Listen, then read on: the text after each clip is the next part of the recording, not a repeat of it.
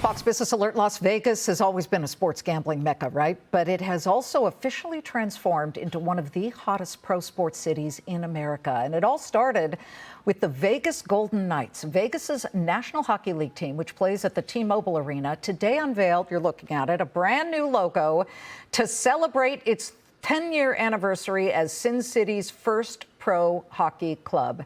The arrival of the Knights proved that Vegas isn't just a place for entertainment. It is a championship-caliber destination.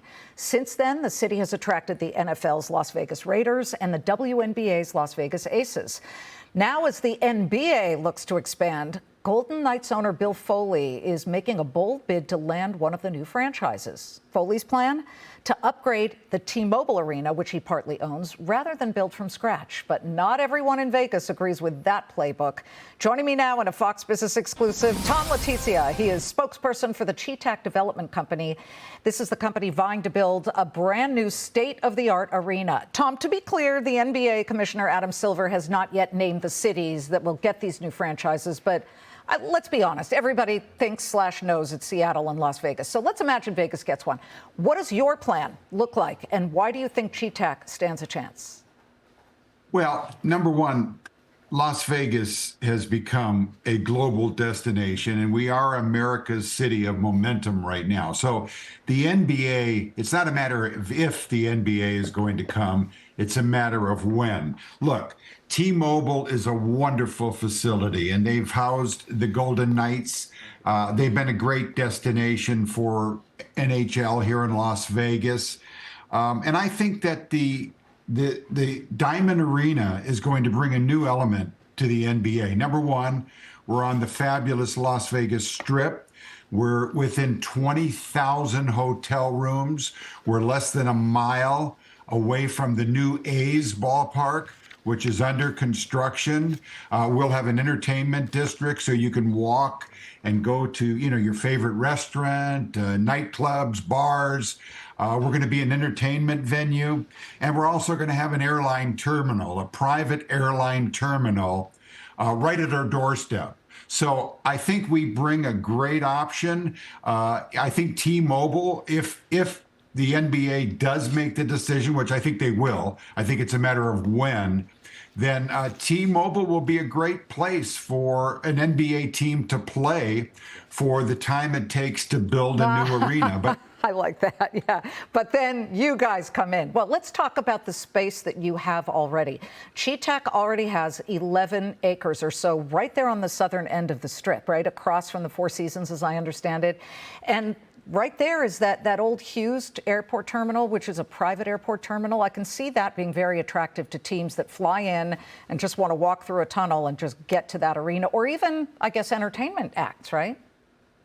Well, think of it, Liz. I mean, you could theoretically, let's just talk in terms of entertainment. You could be an entertainer.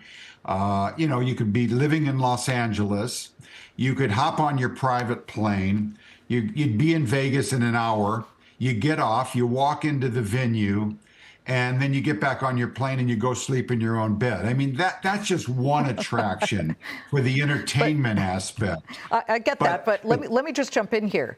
These teams, we don't know who's going to get it, but the list of potential bidders besides Foley, who is right up there because he owns the Golden Knights and he's done a great job with them.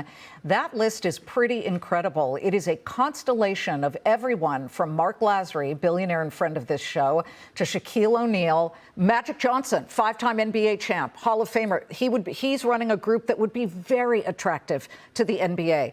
Josh Kushner of Thrive Capital and Bob Iger, apparently they may be sniffing around. Scott Colangelo, along with Jerry Colangelo, former Phoenix Suns owner, so he understands how to run a team.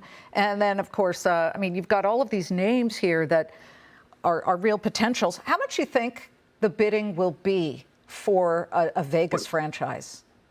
Well, the commissioner had a press conference the other day, and he said, look, there's a lot of names out there that haven't even become public yet.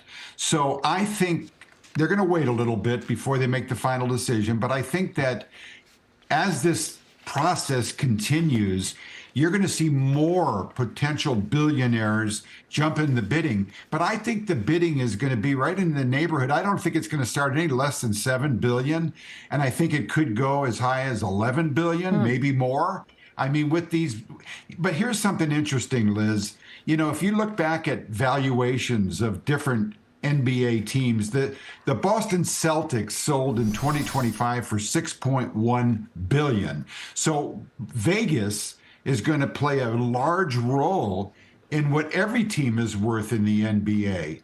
And we're setting a new precedent right now. This could become the most expensive franchise sale in professional sports history.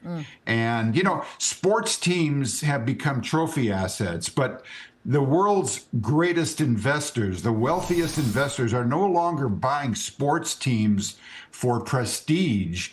They view them now as global assets. Yeah. So, you know, sports teams have become the Manhattan real estate investment of the world, and there's only so much inventory available.